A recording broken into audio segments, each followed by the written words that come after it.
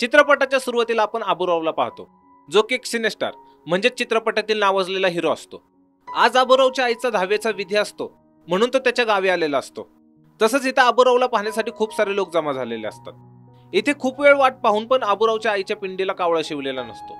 तेव्हा भटजी आबूरावला म्हणतात की तुमच्या आईची कोणती तरी मोठी इच्छा अपुरी राहिली असेल, त्यामुळे कावळा पिंडीला शिवत नाहीये. आठवा त्यांची कोणती इच्छा राहिली आहे का? तेव्हा आबूराव भटजींना म्हणतो की माझ्या आईला काहीच मागायचं नव्हतं.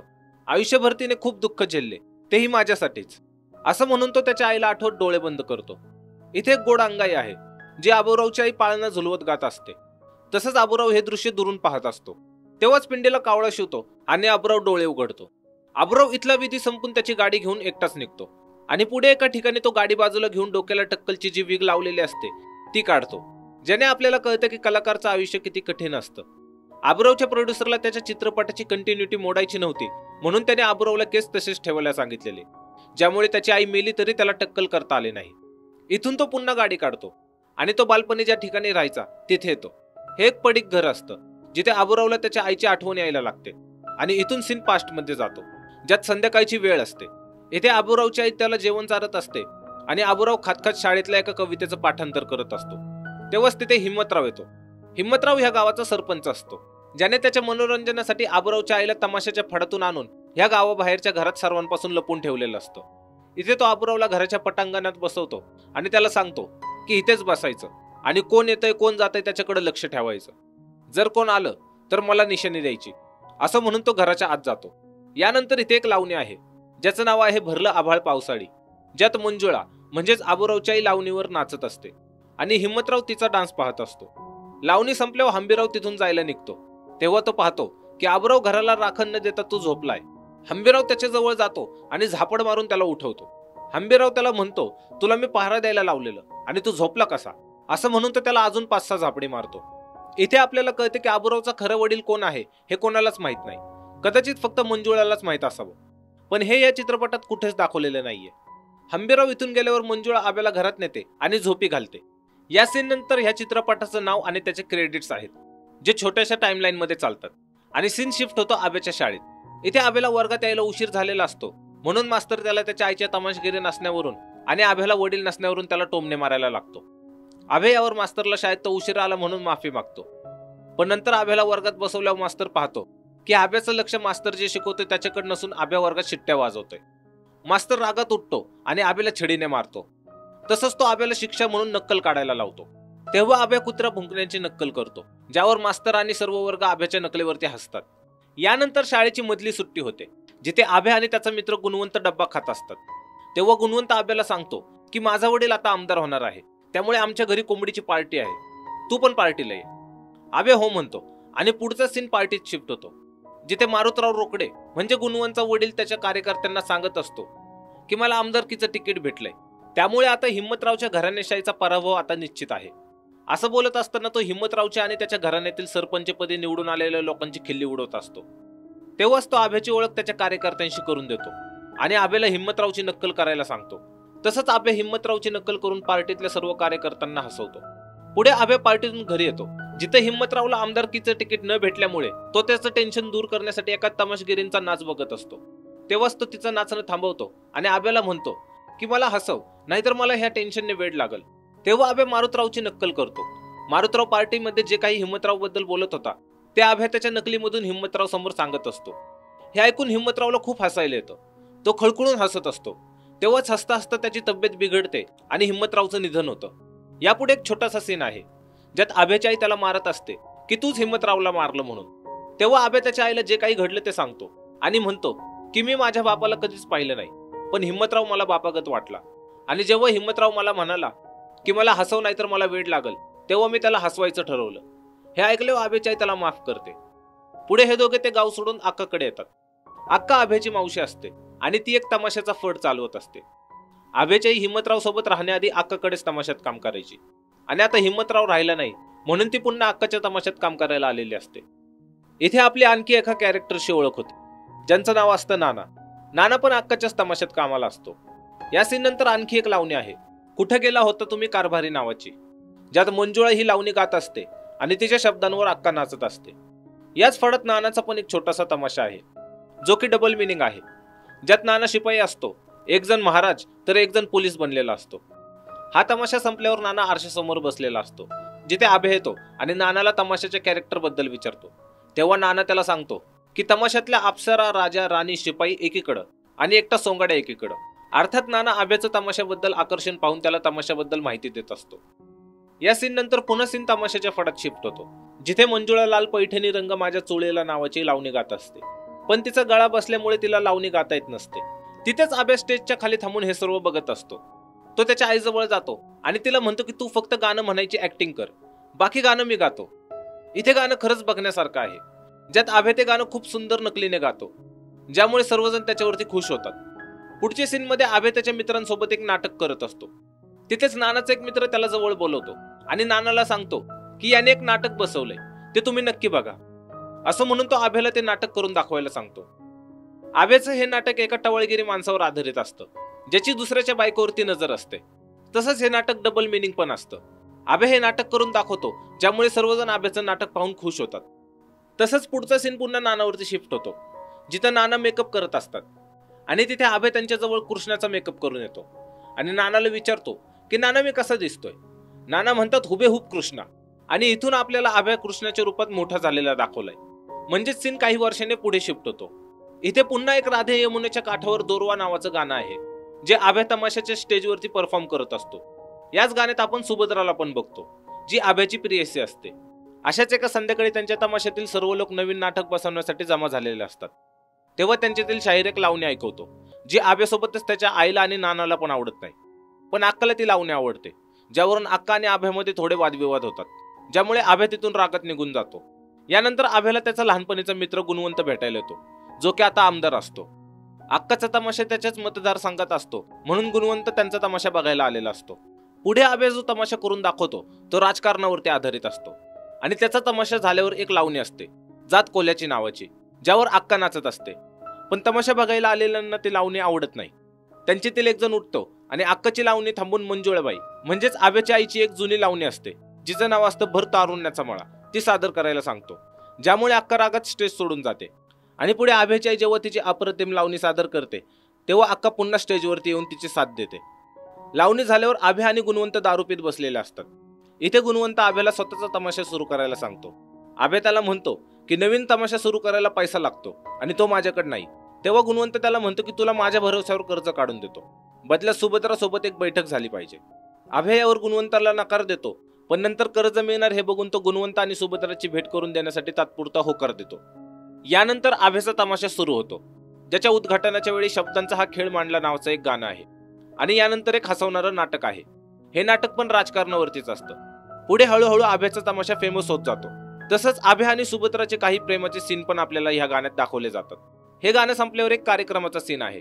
आभ्याच्या तमाशाचा 500वा प्रयोग असतो, त्यामुळे हा कार्यक्रम ठेवलेला असतो, जिथे गुणवंत स्टेजवरती भाषण देत असतो.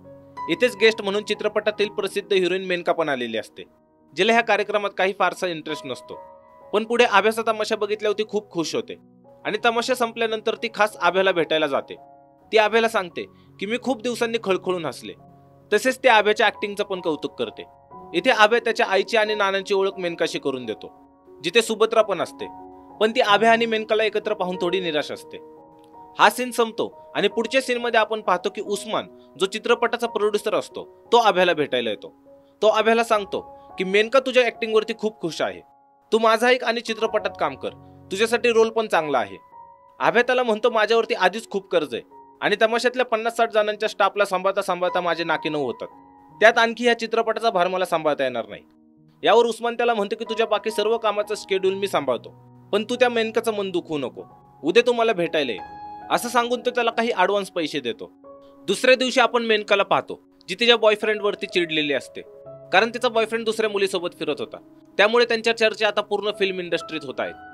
मेनका तिच्या बॉयफ्रेंडला स्वतःपासून दूर व्हायला सांगते आणि ती तिच्या चेंजिंग रूम मध्ये येते, जिथे आबूराव तिची वाट बघत बसलेला असतो. ती आबूरावला पाहून खूप उत्सुक होते. ती आबूरावला सांगते की जेव्हा जेव्हा मी तुम्हाला भेटते तेव्हा तेव्हा मला असं वाटतं की माझा सर्व त्रास दूर झालाय. तुम्हाला कसं कळतं की मी त्रासात आहे म्हणून? यावर आबूराव तिला काहीच उत्तर देत नाही. हा सीन इथेच संपतो आणि पुढच्या सीन मध्ये आपण आबूरावला कॅमेरा समोर ऍक्टिंग करताना बघतो. म्हणजे त्याने अखेर चित्रपटात काम करण्याचा निर्णय घेतलेला आहे. ह्यात तो पहिल्यांदा पोस्टमनचा रोल करतो. जो की अभय वन टेक मध्येच त्याचा सीन देतो। हे पाहून सर्वजण अभयचं कौतुक करतात आणि इथून अभय त्याच्या आईला भेटायला येतो। तो त्याच्या आईला सांगतो की मी 2 महिने शूटिंगसाठी बाहेर चाललोय, आता हा फड तुम्हाला चालवायला लागेल। पण अभयची आई त्याच्यावरती चिडलेली असते। ती म्हणते ज्या तमाशाने तुला एवढं सगळं कमवून दिलं त्याला सोडून तू कसा जाऊ शकतो। यावर नाना अभयच्या आईची समजूत काढतो आणि अभयला जाऊ दे म्हणून सांगतो। पण अभयच्या आईला हे पटत नाही आणि ती तिथून निघून जाते। यावर अभयला खूप दुःख होतं आणि तो तिथून जायला निघतो।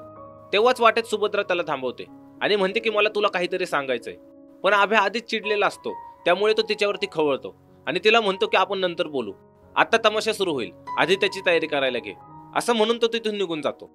यानंतर तमाशा सुरू होतो, ज्यात सुभद्रा मेनका बनलेली असते, जी गोसावड्याच्या मुलाची आई बनणार असते।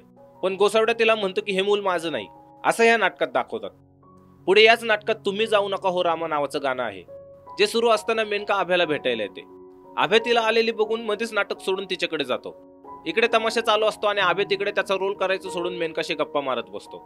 अभय पुन्हा नाटकात जाण्याचा प्रयत्न करतो, पण मेनका त्याला जाण्यापासून थांबवते। तसंच हे सर्व अभयच्या स्टेजवरून बघत असते। तिला अभयचं असं बदललेलं रूप बघून खूप दुःख होतं। ती स्टेजच्या मागे जाऊन रडायला लागते, पण तशा अवस्थेत सुद्धा ती पुन्हा स्टेजवरती येते आणि गाणं पूर्ण करून नाटक संपवते।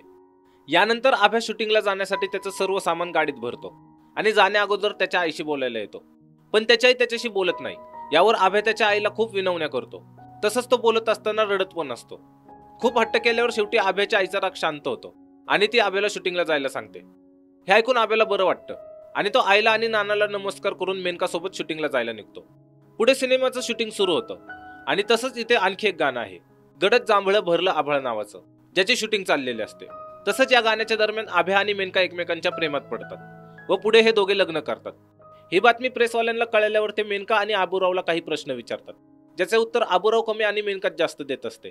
यानंतर आबूराव त्याच्या आईला पत्र लिहून कळवतो की मी मेनका सोबत लग्न केलंय, ज्याचं उत्तर म्हणून अभयची आई त्याला परत पत्र लिहिते की तू जेव्हा मेनका सोबत गेलेलास तेव्हाच मला कळलं होतं की तू परत येणार नाही म्हणून।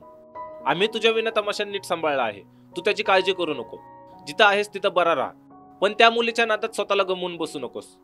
आणि आता तुझी आई तुझ्यासाठी मेली म्हणून समज, इथून पुढे तू मला भेटण्याचा प्रयत्न करू नको आणि जर तू तसं केलं तर मी विहिरीत जाऊन जीव देईल। हे वाचून अभयला वाईट वाटतं आणि पुढे तो त्याच्या नवीन चित्रपटाच्या शूटिंगला लागतो। हा चित्रपट तो स्वतःच डिरेक्ट करत असतो।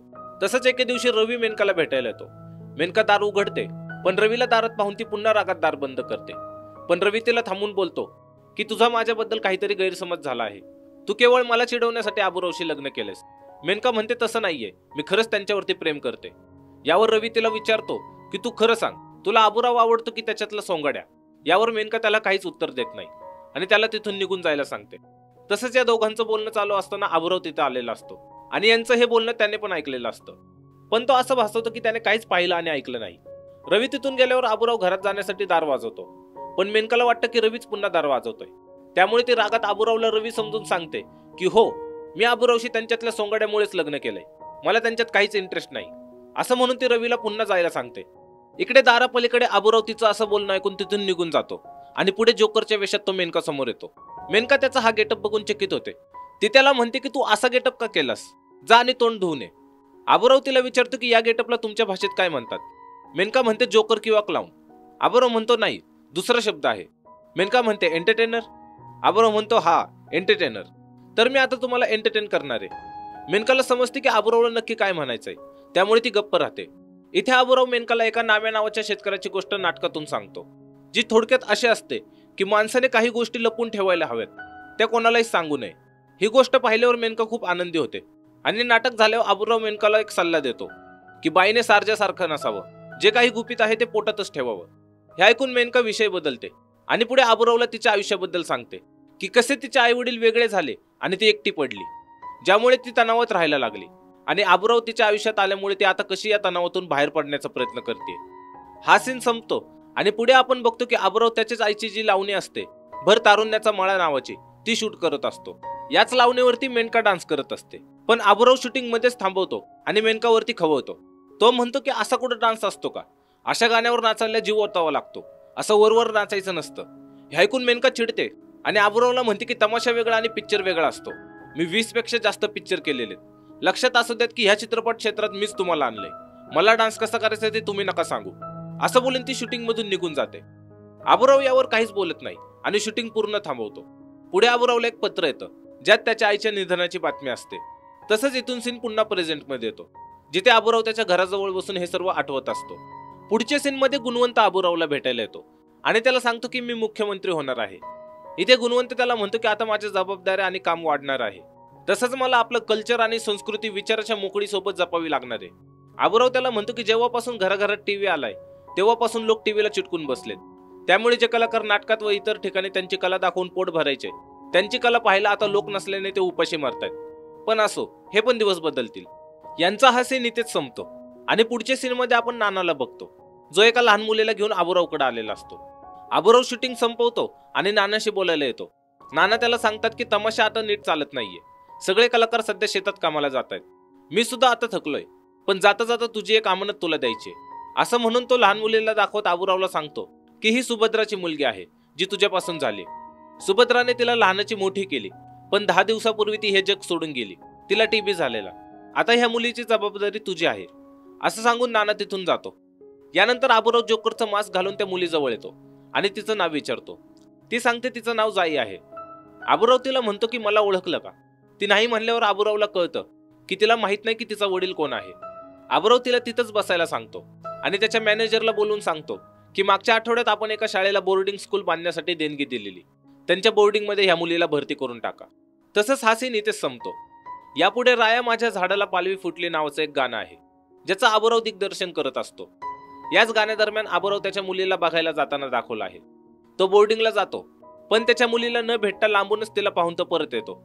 तसंच आपण एका सीनमध्ये पाहतो की अबुरावला एक पत्रकार प्रश्न विचारतो की तुम्ही राजकारणात आलात अशी चर्चा आहे.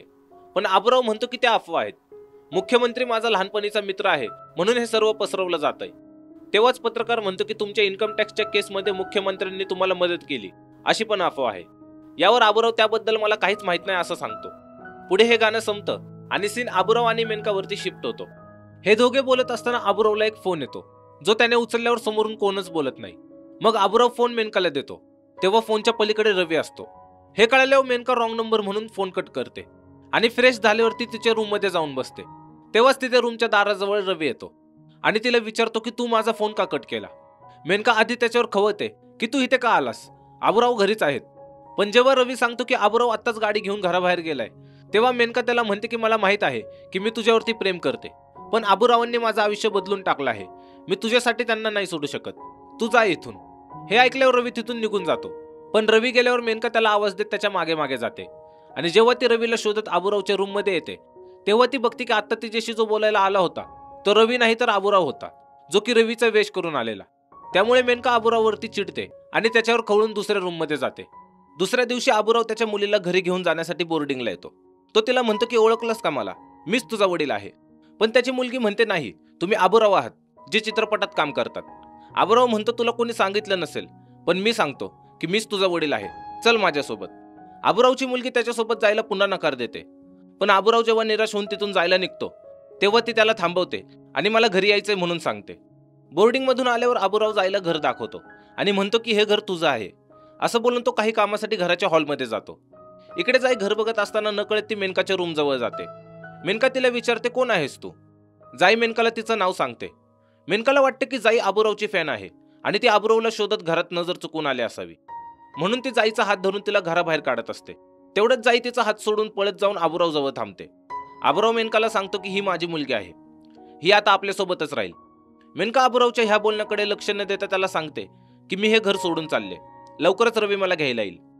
यावर अबुराव तिला म्हणतो सगळं जग मला सांगत होतं तुझ्यापासून दूर राहायला, पण मी कोणाचंच ऐकलं नाही आणि आज तू जे करायचं होतं तेच करतेस.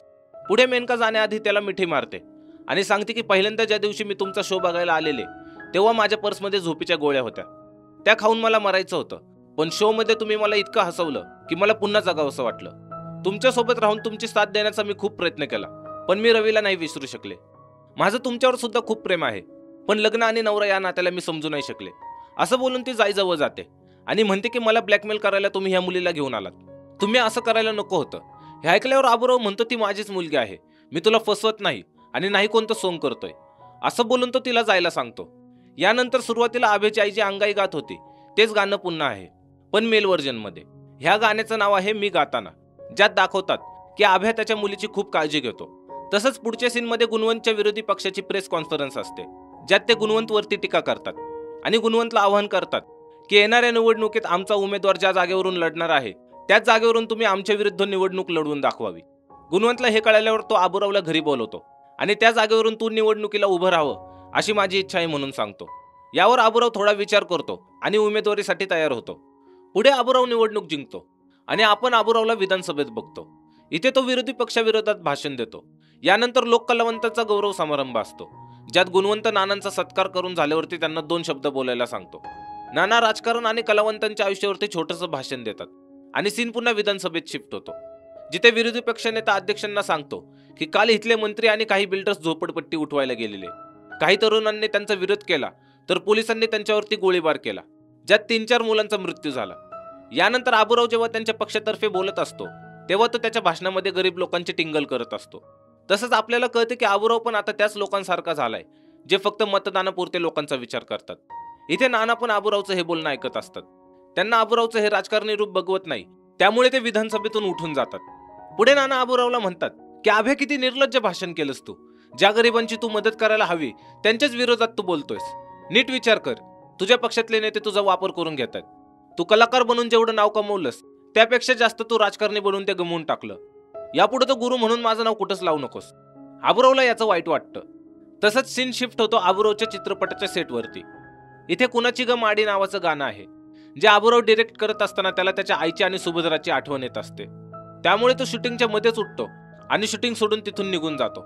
यानंतर तो त्याच्या मॅनेजमेंट टीमला बोलवतो आणि सांगतो की उद्या आपल्याला माझ्या शेवटच्या चित्रपटाचा मुहूर्त करायचा आहे, ज्याचं शूट आपण चित्रपटाच्या क्लायमॅक्स पासून शूट करणार आहोत. या चित्रपटाचं नाव एक होता विदूषक असतं, ज्याच्या क्लायमॅक्स सीनमध्ये आबूरावचं विदूषक कॅरेक्टर त्याच्या मित्राला विरोधकांपासून वाचवण्यासाठी स्वतःच्या जीवाची कुर्बानी देतो. खरं तर आबूराव त्याची सध्याची परिस्थिती त्या चित्रपटात दाखवत असतो, पण हा सीन करताना शेवटी विदूषकाचा जेव्हा जीव जातो तेव्हा सर्वांना वाटतं की आबूराव अजून ऍक्टिंगच करतोय. पण लवकरच त्यांना कळतं की आबूरावला खरोखरच चाकू लागलाय. त्याला लागलेच हॉस्पिटलमध्ये नेतात. आबूराव शुद्धीवर आल्यावर तो बघतो की जाई त्याच्या शेजारी बसले. तो जाईला म्हणतो की मी आजपर्यंत सर्व जगाला हसवलंय, पण तुला कधीच हसवू शकलो नाही. मरण्याआधी मला फक्त तुला एकदा हसताना पाहायचंय. तो तिला म्हणतो ते बघ, तिथं माझ्या सर्व चित्रपटांच्या कॅसेट आहेत, त्या बघ आणि मला हसून दाखव. जाई म्हणते मी सर्व चित्रपट पाहिले, पण मला त्यातला एकही चित्रपट आवडला नाही. तेवढ्यात तिथे गुणवंत येतो.